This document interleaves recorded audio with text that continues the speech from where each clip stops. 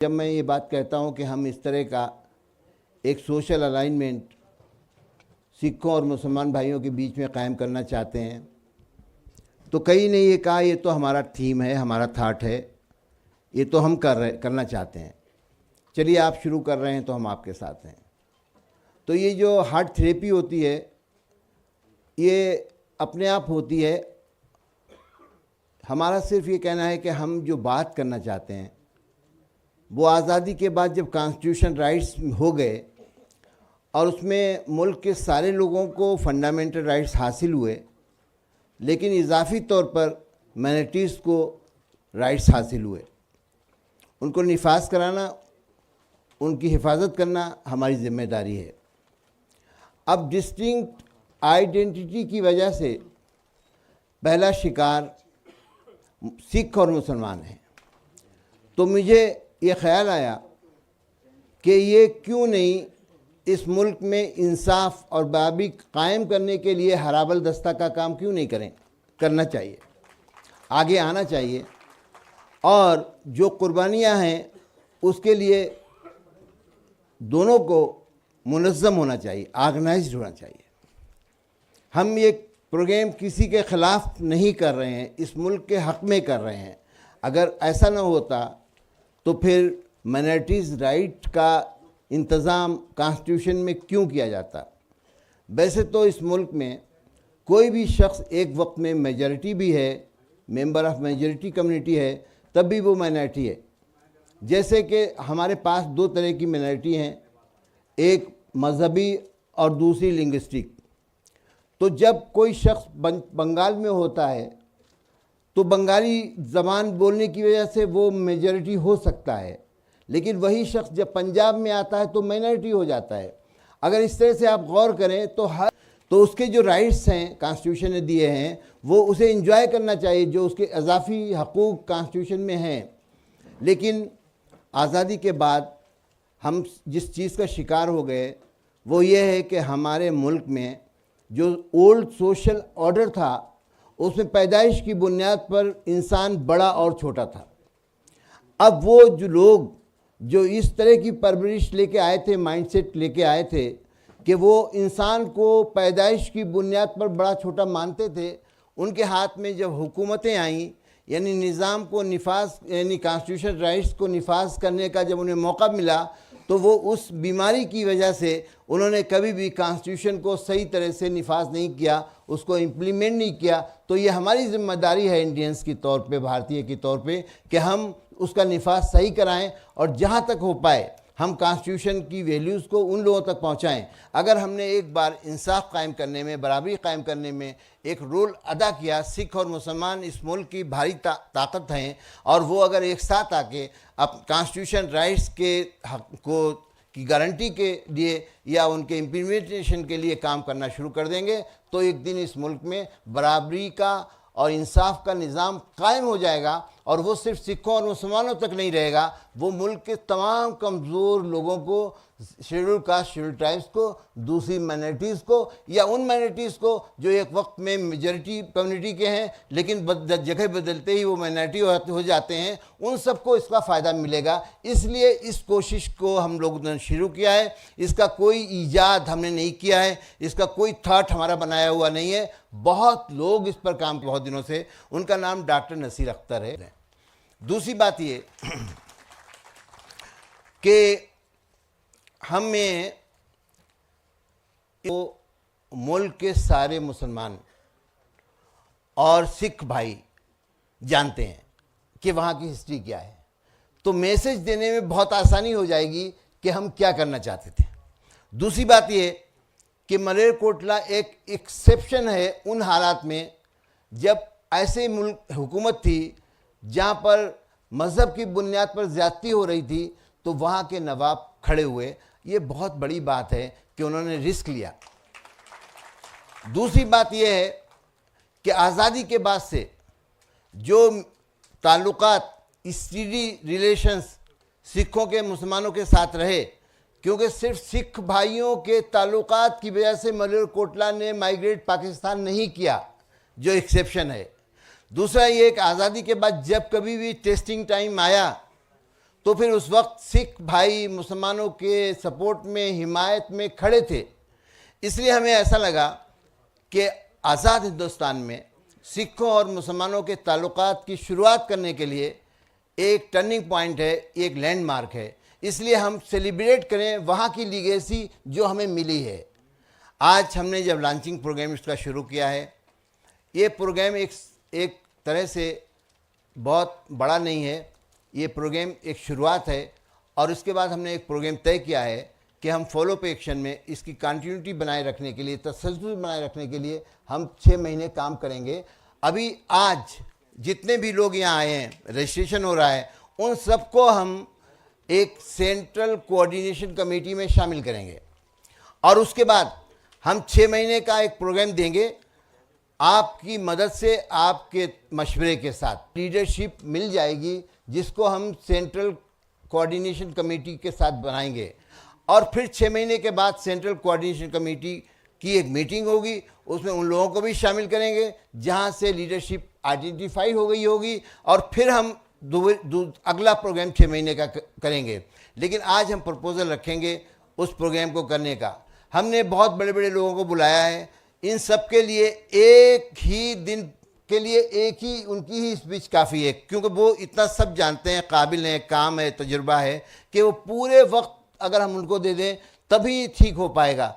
उनके साथ हमने इसलिए यहाँ पर उनको ज़हमत दी है कि वो इस बात का ऐलान करें कि वो हिमायत करेंगे, या फिर हमें इस तरह के मशवरे दें कि हम इसकी इस्लाह करें, इम्प्रूव करें।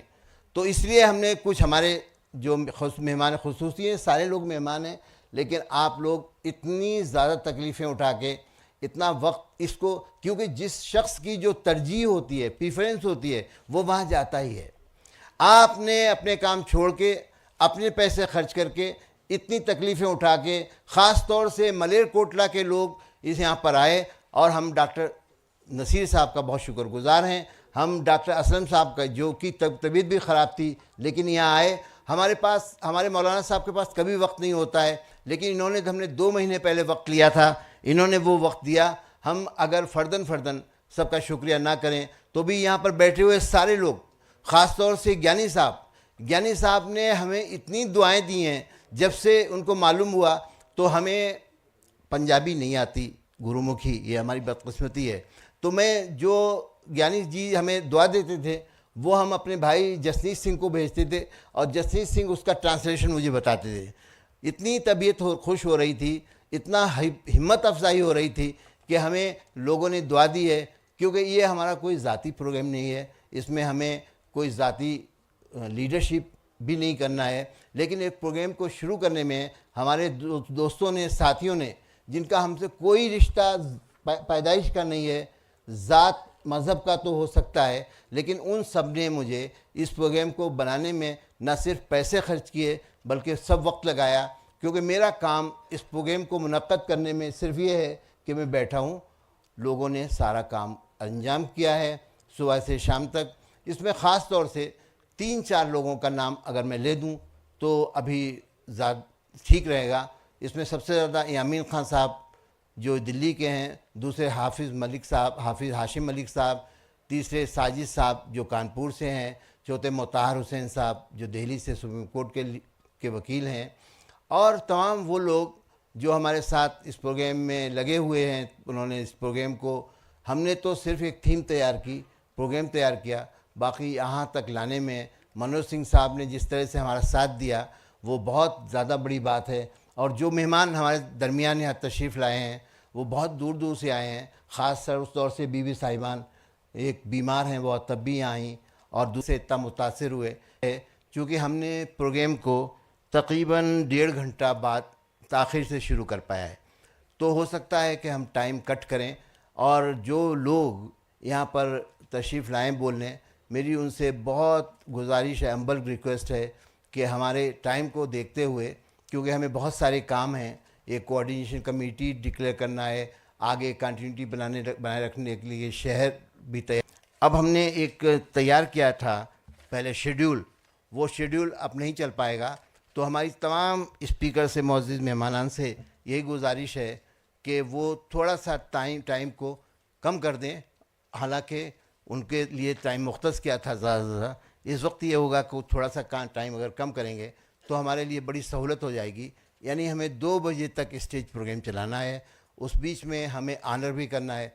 हमने हमारे टीम ने सारे लोग जो यहाँ शामिल हो रहे हैं सबका घर जाए तो कुछ यहाँ से निशानी लेके जाए। इसके अलावा हमारी टीम ने यहाँ पे एक और भी जो रिसेप्शन एजाज़िया जिसको कहते हैं वो भी तय किया है, तो उसके लिए भी हमें कुछ टाइम चाहिए। अब हमें उम्मीद है कि आपकी गाइडेंस, सरपरस्ती हमारे साथ रहेगी और इस प्रोग्राम को कामयाब कराने में, क्योंकि हमारा कोई कद नहीं है, हम बड़े लोगों के साथ बड़ा काम कर रहे हैं, उम्मीद है हमें इसमें मदद मिलेगी। और इसी के साथ मैं अपनी बात ख़त्म करता हूँ। अभी जो शुरू करना है तो मैं शुरू करने के लिए इसका इनागरल स्पीच के लिए अपने डॉक्टर नसीरुद्दीन अख्तर साहब को ज़हमत दूँ, जो भी सांझा के नाम पे एक बहुत बड़ा सा मूवमेंट चलाए हुए हैं, सारी ज़िंदगी को वक्फ कर दिया। इसीलिए हर वक्त ये गुरुद्वारों में और सिख और मुसलमानों के किसी भी महफिल में शामिल रहते हैं। मैं नहीं हो पाई, ये हर वक्त बिज़ी हैं। इनके जो नक़्लो हरकत है आज के ज़माने में फ़ोटोग्राफ से वो सब तक पहुंच जाती है। मैं उनसे उनको ज़हमत देता हूं कि इसके लिए इनागरल स्पीच करने के लिए वो तशरीफ़ लाएँ।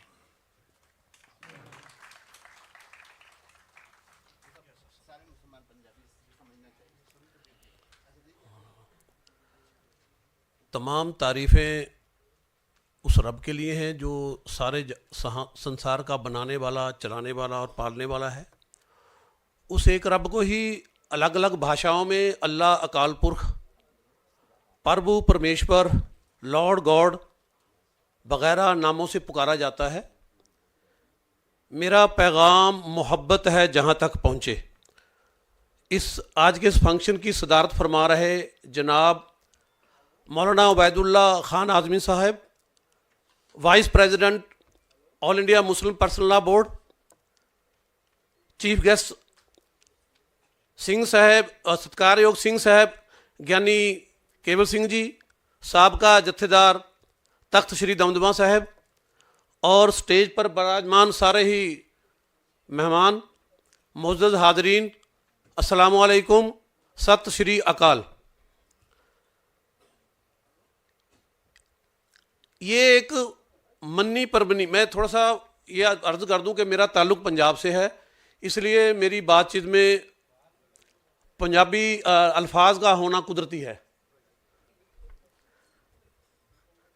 सबसे पहले तो मैं आज के इस फंक्शन के लिए इसके ऑर्गेनाइज़र को दिल से मुबारकबाद पेश करता हूं कि उन्होंने नफ़रतों के अंधेरों में मोहब्बत का ये जो चिराग जलाया है। दुआ है कि इसकी रोशनी ना सिर्फ हमारे मुल्क में बल्कि सारे संसार में फैलती चली जाए। ये एक मन्नी परमन्नी यानी कि तस्लीम शुदा बात है कि हर एक देश और कौम की आर्थिक और परमार्थिक तरक्की में एकता ने बहुत बड़ा हिस्सा डाला है। सच तो यह है कि एकता के बगैर कोई कौम एक कदम भी आगे नहीं बढ़ सकती। संसार का इतिहास गवाह है कि जिन कौमों ने अनेकता, डिसयूनिटी को अपनाया और फूट को गले लगाया, वो संसार की दौड़ में पीछे ही रहीं। इसीलिए इस्लाम और गुरमत यानी कि सिखी, इसीलिए इस्लाम और गुरमत ने एकता पर बहुत जोर दिया है। जैसा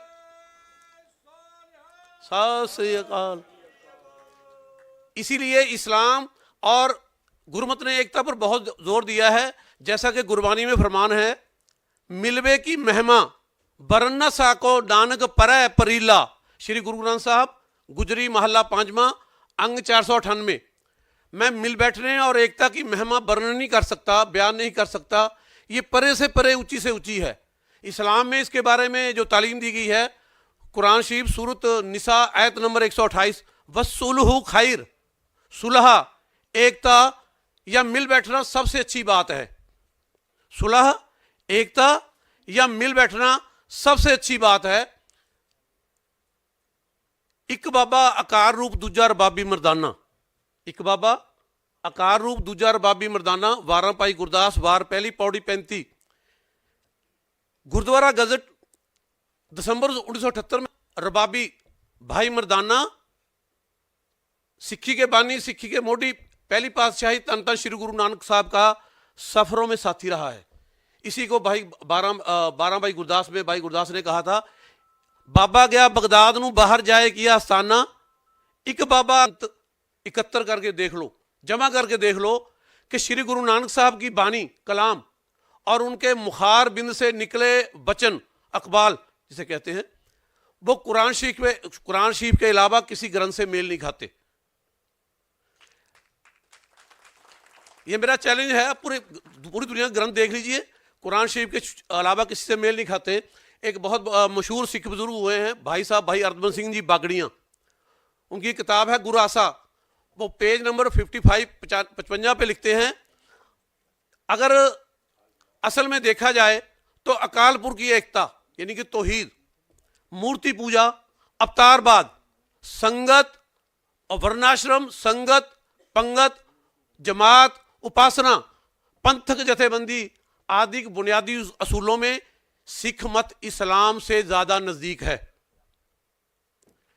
एक सिख स्कॉलर हुए हैं गुरमीत सिंह जी एडवोकेट, बहुत मशहूर, उनकी किताब है इस्लाम एंड सिखिज्म, उसके पेज नंबर 11 पे लिखते हैं, if we make as contained in Shri Guru Granth साहब, यानी हम अगर कुरान शरीफ के साथ श्री गुरु ग्रंथ साहब में पाई जाती हैं तो ये वो क्या है बुनियादी से सबसे जो कि एक है, वो क्या है, तौहीद, अकालपुर की एकता, एक रब का तसव्वुर बगैर किसी दूसरे की शराकत के, बगैर किसी, और दूसरी है उसी एक रब की इबादत को, पूजा को इंसानी जिंदगी का सबसे बड़ा मकसद करार देना। तीसरा है इंसानी मुसावात, जैसे शरफुद्दीन साहब ने कहा था, इस दोनों में ना यानी कि जो पैदाइशी जात है, जो जन्म की जात है, उसकी बजाय उसमें ऊंच नीच नहीं है, बल्कि उनके अमलों से, मुझे जैसे कुरान से दोनों धर्मों की ये जड़ है, नींव है, जिस पर दोनों धर्मों की सृजना की गई है। पहली पातशाही तन श्री गुरु नानक साहब ने सिक्खी के जो मूल मंत्र से, जिसके बारे में कहा जाता है 42 में, जैसे मुसलमानों का विश्वास है कि सूरत फातिहा की तफसीर पूरा कुरान शरीफ है, इसीलिए सिखों का भी ये निश्चय है हमारे दोनों धर्मों की वो जड़ की बुनियाद है अल्लाहु अहद, वो रब साथ में ये है। दूसरा कुरान शरीफ में एक चैप्टर है सूरत अनाम आयत नंबर 163, ला शरीक ला, उसका कोई शरीक नहीं है। श्री गुरु ग्रंथ साहब में क्या फरमाया गया है, श्री गुरु ग्रंथ साहब आसा मोहल्ला पहला अंग 350, स ओनली वन ओ ब्रदर, ये सरदार गुरमीत सिंह ने अबर नहीं पाई। श्री गुरु ग्रंथ साहब आसा मोहल्ला पहला अंग 420, श्री गुरु ग्रंथ साहब अंग 720, अल्लाह पाक है शक करूं जे दूसर होए, तिसे शरीक ना कोई, उसका कोई शरीक नहीं है। श्री गुरु ग्रंथ साहब मारू मोहल्ला पहला अंग 1026, तिसे शरीक ना दिसे कोई, आपे अपर अपारा है, वो एक अकेला है, उसका कोई शरीक नहीं है। तो ये हमारी जो सांझ है ये हमारी बुनियाद से चल रही है। और जो इंसानी मसावत की बात की गई है, कुरान प्रॉफेट मोहम्मद सल्लल्लाहु अलैहि वसल्लम की हदीस है, अल खल्क़ व आलुल्लाह, सारी जो इंसानियत है, सारी जो मखलूक है, एक खुदा का परिवार है, कुनबा है। श्री दसम ग्रंथ अकाल उस तंग 17 में क्या फरमाया गया है दसम गुरु साहब की तरफ से, मानस की जात सब एक के पहचान वो। और दोनों धर्म क्या कहते हैं कि जो आप अमल कर रहे हैं उसका हिसाब देना है, हमें उसके सामने खड़ा होना, प्रभु परमात्मा के सामने। कुरान शरीफ में एक सूरत है सूरत गाशिया आयत नंबर 25 और 26, इन्ना इलाइना याबाहुम सुम्मा इन्ना अलैना हिसाबहुम। और श्री गुरु ग्रंथ साहब में कहा गया है, श्री गुरु ग्रंथ साहब रामकली श्लोक महला पहला अंग 952, सबना का दर लेखा होए करनी वाजो तरे ना कोई। हर इंसान ने अपने साजनहार प्रभु के हुजूर पेश होना है और अपने जो कर्म कर रहा है, अमल कर रहा है, उसका लेखा जोखा देना है। यही नहीं है, हमें दोनों यही नहीं है कि हमारी बुनियाद एक है, बल्कि दोनों धर्मों की तरफ से ये शिक्षा भी दी गई है।